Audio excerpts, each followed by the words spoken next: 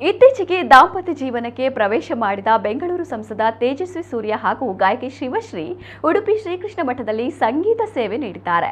ರಥಬೀದಿಯಲ್ಲಿ ನಡೆದ ನಿತ್ಯೋತ್ಸವದಲ್ಲಿ ಭಾಗಿಯಾದ ಎರಡೂ ಕುಟುಂಬಗಳು ಕೃಷ್ಣದೇವರ ಗರ್ಭಗುಡಿಯಲ್ಲಿ ನಡೆಯುವ ಮಹಾಪೂಜೆ ಮತ್ತು ಶಯನ ಪೂಜೆಯಲ್ಲಿ ಭಾಗಿಯಾದರು.